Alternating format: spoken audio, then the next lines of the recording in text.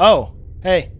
Thanks for joining me here in this spooky cave. You know, I thought it's about time I should face my fears, and I appreciate you coming in here and helping me with, moral support.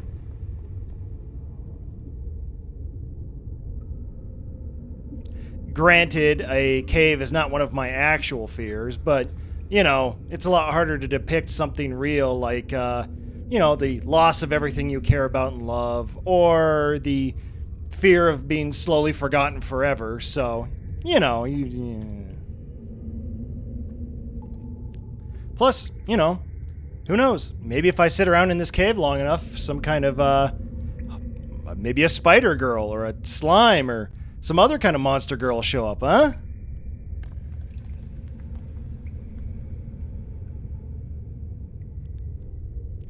Anyway, while we're here, I guess, we might as well talk about your fears.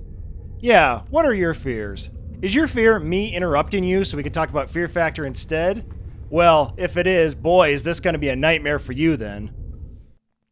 Like most of our fellow flesh bags, I enjoy having some garbage show on in the background to try and trick my brain into thinking I'm not alone while I do other things.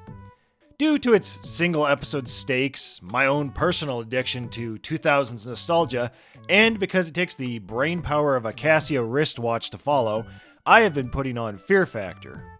So picture you are me, half aware between the show and breeding Gardevoirs. Not with me, to each other, you sick fuck. When I am presented with this. Alright, no one is going to be eliminated today. Instead, the team that does the best is going to win $20,000 and a copy of the new Fear Factor Unleashed video game. Play with your friends as you complete Fear Factor stunts, talk trash, try to control your phobias, and choke down disgusting Fear Factor foods. All right, we have randomly selected today's order. Now, because I'm perpetually trapped in Bush's America, I am instantly questioning, whoa, what is that? I've never heard of this game. Is this like some kind of hidden gem, a missing masterpiece, or even a funny forgotten failure? I had to know more. Now, the thing that I noticed immediately is that this thing says Fear Factor Unleashed on it. But, hold up, I say to the ghosts that are haunting me. I own that game, and it looks like this. Oh wait, hang on a second, you can't see that. And let me tell you, this gameplay and these bits that they're showing in the episode aren't even close. So, I checked Wikipedia, and with its tiny article, I see this. Ports for the PS2 and Xbox, huh? And yet, the podcast guy is holding what looks like a PC box. What the hell is going on here? Thus began my wild search to find this mystery Fear Factor game. Well, okay, not that wild. It turns out the game is just on the Internet Archive as an unfinished beta build, but screw it. You drove all the way out here, so let's take a look at it. To start, we get this video intro that mimics the show's opening. But it's not a perfect mimic because that's odd. There's no sound here. So while I'm busy messing with my volume knobs trying to figure out what the problem was, I get hit with this. Well, good job, Fear Factor. You managed to scare me. Well, startle me anyway, and we aren't even off the title screen. Whatever, let's meet our players. On first glance, I can't help but notice that every single one of these characters would fit right in at the Blood Rave from Blade. Whatever, let's pick this guy. I wonder what he has to say. I've been stationed in some of the hottest spots in the world. I've got more flesh wounds than a slaughtered cow. I don't know what pain is. Failing this mission is not an option. Move out. Huh. Okay, and what about your two friends? I've scouted out the area, and I'm ready to begin my approach. That's funny. They sound identical. I guess these guys all must have served in the same unit or something. Why else would they be so similar? What about the ladies?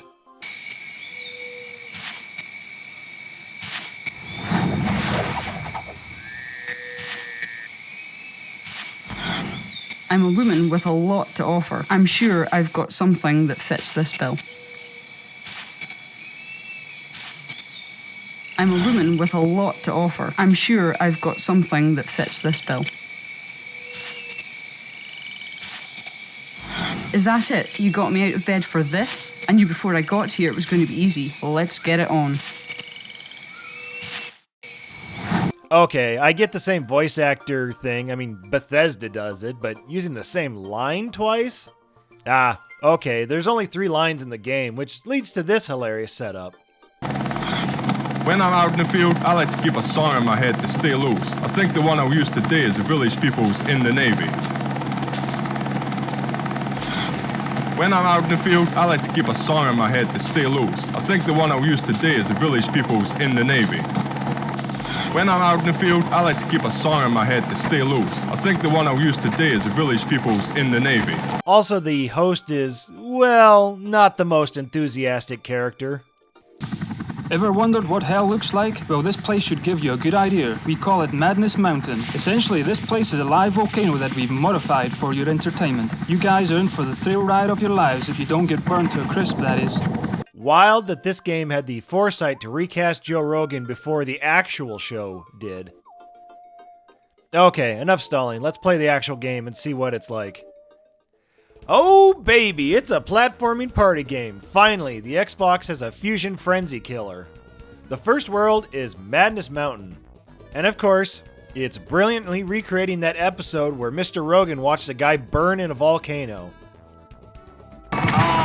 In the volcano, 2 of the challenges are platforming get to the end kind of challenges. The platforming in this game being movement with the left stick and balancing with the right stick.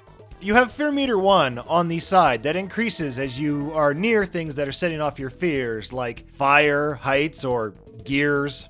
If it ends up hitting the top, the screen freaks the fuck out and gives you headache mode. Fear Meter 2 is on the right side, and gets worse the more you fail and mess up and end up goleming in the lava. And your character will quit if it gets too far. Or you could pick up medkits and get it to go the other way, and if it goes far enough the other way, you end up in the zone. I don't know if you can manage your fear meter by mashing the shoulder buttons like you could on the Game Boy games, but I've got enough on my hands already trying to balance on this rope. You got your platforms that sink, things that you have to duck under, slide jumps to make, objects to balance on, you know, standard platforming things. Granted, it does not control as smooth as Mario 64, but I'll admit it's not god-awful like some other licensed games I've played.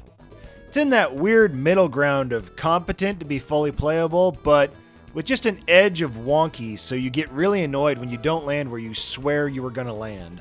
With a timer, you'd think, okay, I need to go as fast as possible to get to the end of the level. But no, it seems like if you make it to the end and you don't go out of your way to collect these flags, you lose anyway. The other level is a game of spinning plates, where you have to keep these tanks cooled.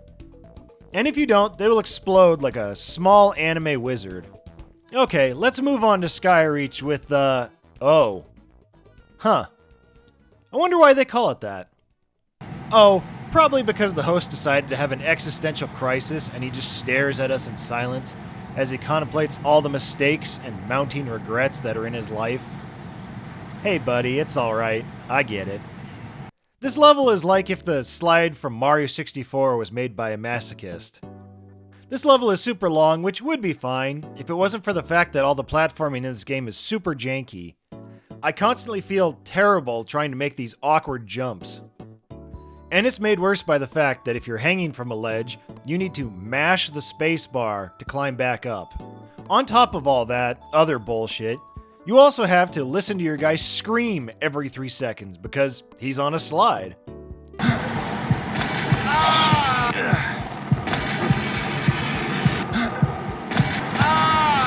But hey, I learned here that this game has power-ups, like these that I think make you faster, and these ones that give you perfect balance. The other platforming level has you diving through fan blades and moving seesaws. Again, nothing groundbreaking here, but at least this one didn't control quite as ass since, you know, I'm not sliding around the whole time. The last level has you using an inverted turret to shoot down targets, which will then determine how many gross out foods you'll have to eat. I could not for the life of me figure out the chewing controls.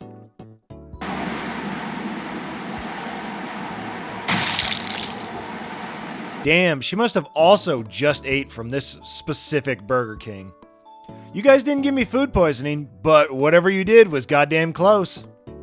The next area is Gator Glade, which starts off with probably the most competent game so far.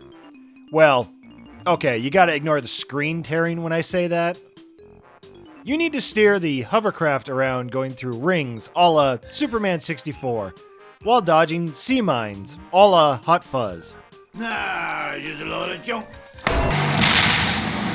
At the end, the more rings you go through, the less gross bugs you have to eat. The second level I misread as Moo Moo Meadows. Moo Moo Meadows! But no, it's Moonshine.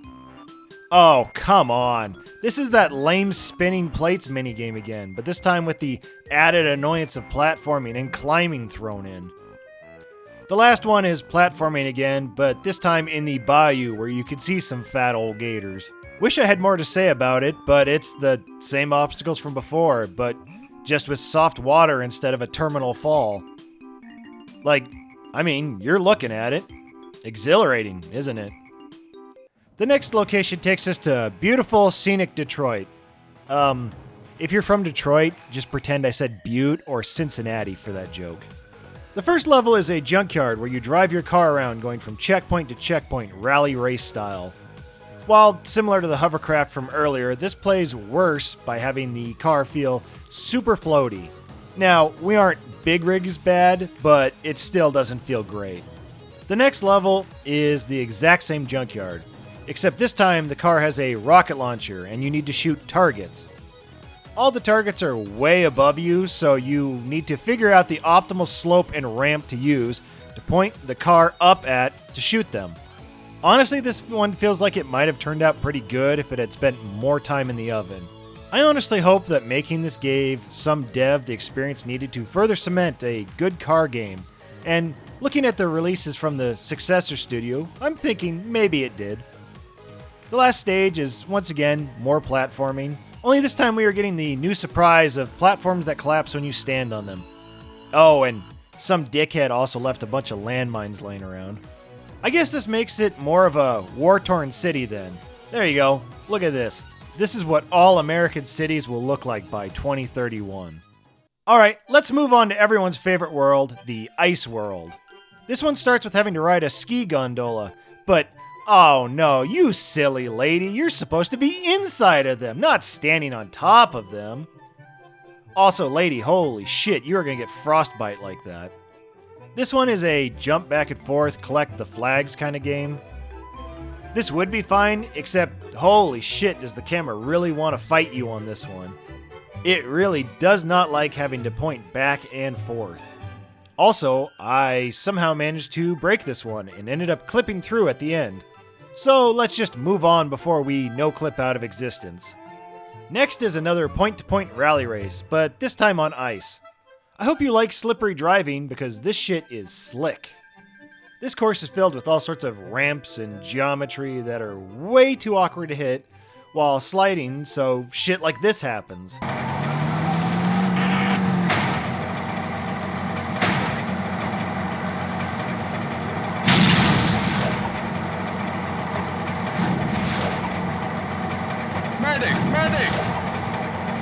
Once you jump through the flaming ring like the animal that you are, and finish, you get to eat more gross shit. The very last level of this game is, wow, who could have guessed it? More platforming. It's almost exactly like the lava river and stones, except now it's a freezing river and ice. Just a true old-fashioned palette swap, so you can just call it a day and go home. Well, except for these fucking awful invisible slides. Fuck these things, they suck so much. Basically, you can only see the exact part you're on, so the only way you know when to jump is when you fall off and fail the jump. You're supposed to know where the next one is by these lights, but great, where does the one I'm standing on end? And when you hit the end, you end up grabbing the edge of the slide, putting you in this annoying fall down, get up again, never gonna keep me down state. Man, whatever. I think we've seen all we need to here. Let's go back to the cave. Don't you quit.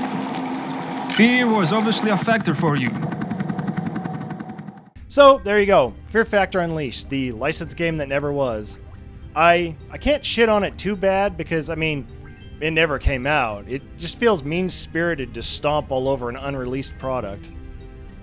Maybe if they had been given more time and money and resources and energy, you know, maybe this would have been a great game. Who knows? It could have been like the new pinnacle of party games, dethroning Mario Party.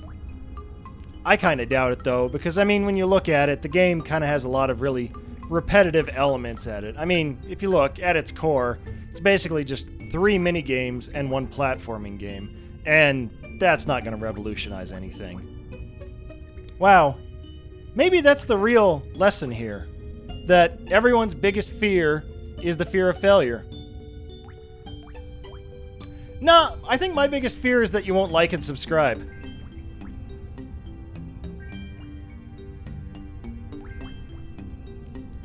Oh, shit.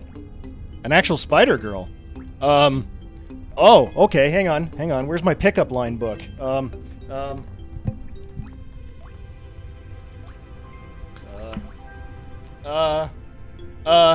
Hey, baby, call me a fly because I'm caught in your web. Holy shit, bro. That's cringe. I'm gonna have to eat you now. Yeah, okay, fair enough.